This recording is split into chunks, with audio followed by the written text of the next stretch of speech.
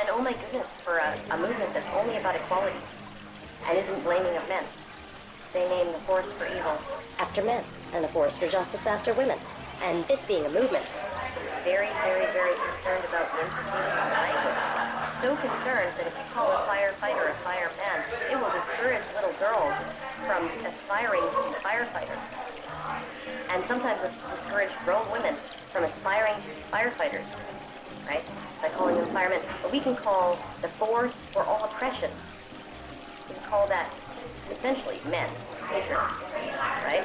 And we can call the force for good and justice women. And that kind of language, that has no implications. We're not blaming men. We just named everything bad after them. They're really angry, and they're angry at women, they're angry at feminist women, but yes, men have gotten a crappy deal. But it's not the fault of women or gay people.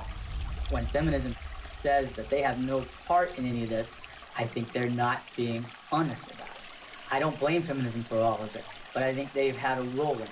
They've written laws that discriminate against men. They fought to protect those laws, particularly in domestic violence area. And for many, many years, second-wave feminism would go through the statutes and change everything that was gender-specific to something gender-neutral, unless it was something that benefited women, like the domestic violence laws. They didn't change those. Other types of areas, like fathers in prison, there's statutes that specifically give mothers certain benefits that fathers in prison don't have. And I challenged that as well legally, but we didn't win on that one. When I wanted to get a commission on men, like the county has a commission on women, the feminists fought that tooth and nail. When Prop 209 was before the California voters, which was to end affirmative action, every feminist organization opposed it. Every time men's rights groups try to pass joint custody legislation, feminist groups fight. They fought us on paternity fraud.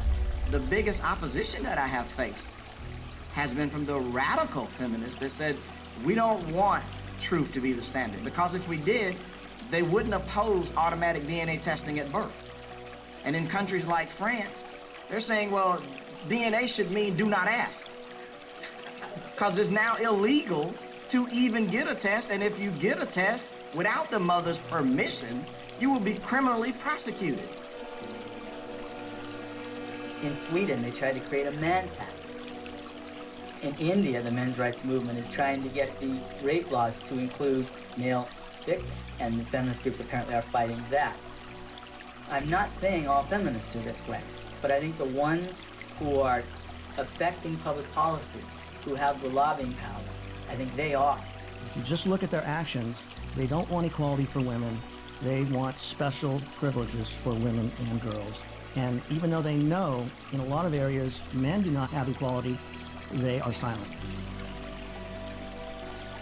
The Commandant of the Marine Corps said that he thinks, and I quote, all eligible and qualified men and women should register for the draft, talking about selective service. Do you think women should also have to register for selective service like men? I have to think about whether I think it's necessary to go as far as our military officers are recommending. The idea of having everybody register concerns me a little bit unless we have a better idea of where that's going to come out. Where I want people to register, I want every young person to register at the age of 18 to be able to vote automatically. And I think if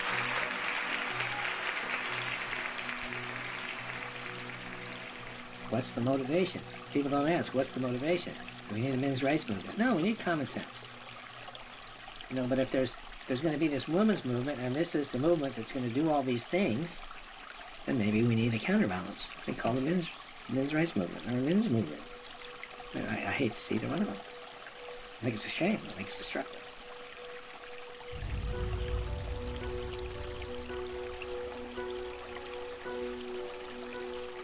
I'm hearing what the men's rights activists are saying, and I'm finding the sources to support what they're saying.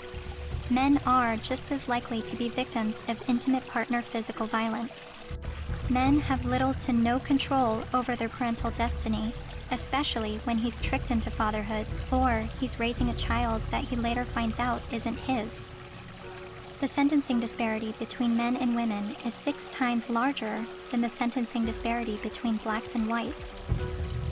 So while a black man may be sentenced to 10% more prison time for the same crime as a white man, a man is sentenced to over 60% more prison time than a woman arrested for the same crime.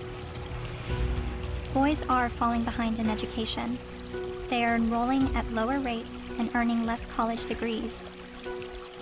And while not all MRAs agree on the issue of infant male circumcision, most MRAs do believe it is a human rights violation. I spent months learning about infant male circumcision, but it only took me watching a 5-minute medical training video to convince me this is a barbaric practice that needs to stop. Okay, so first thing, make sure he's well restrained. Before okay? And we repeat the process with just one end and clamp. Anything that gets clamped gets cut. All that was left, a partial penis and his tiny testicles. Rhodes says Ashton urinates through a hole in his penis. She says she can't imagine now what she'll say to her son when he's old enough to understand what's happened to him. How could you explain it to your child that you don't have a penis or you might never be able to have kids?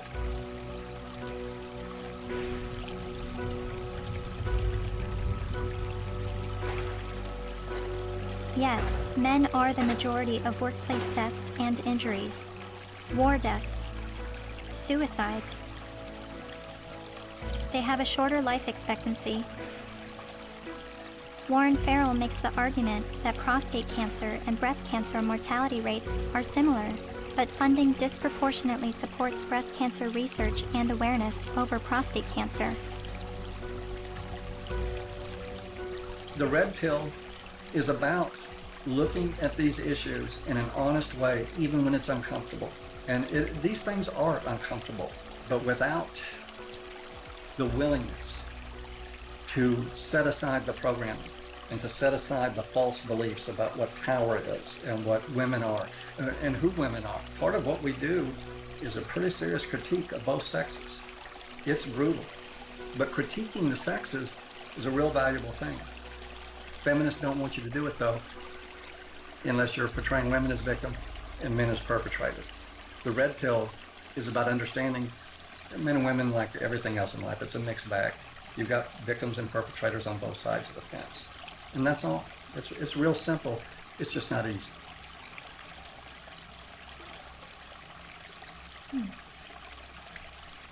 I think I agree with everything you said, but there's still some kind of unsettling doubt, and I don't know where that's coming from. I'm recognizing all of these very serious men's rights issues. But what I don't understand is how I could be agreeing with men's rights activists. Is this the same misogynist hate group I originally discovered online? The Southern Poverty Law Center has classified that group and men's rights groups as hate groups. I looked into what I was hearing from feminists and the mass media about the men's rights movement. I've read a lot and I've heard a lot that the men's rights movement has been labeled a hate group by the Southern Poverty Law Center. Is that correct? That's not quite true. No, they got it wrong. No, this was somehow written up on some kind of anti-men's rights websites as us having listed them as hate groups and so on. And we didn't do.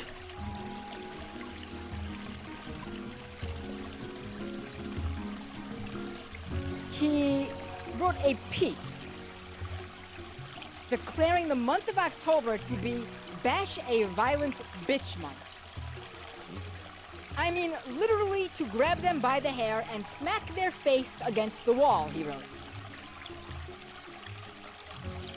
I then discovered that Paul Elam's famous Bash a Violent Bitch article was written in response to this article by Jezebel called Have You Ever Beat Up a Boyfriend? 'Cause, we have. The article cited a study that revealed 70% of non-reciprocated violence was perpetuated by women. The author then went on to say that she conducted an informal survey at the office, and the gist of her findings was that many women had physically assaulted their man, and it was interpreted as either being funny or he was asking for it. I couldn't help but see the hypocrisy in a major feminist website making light of abusing men, and MRAs stinging back only to have the media paint them as the abusers. Something else to think about. Arriving on campus, boys will also see the effects of women's studies programs. Now, usually termed gender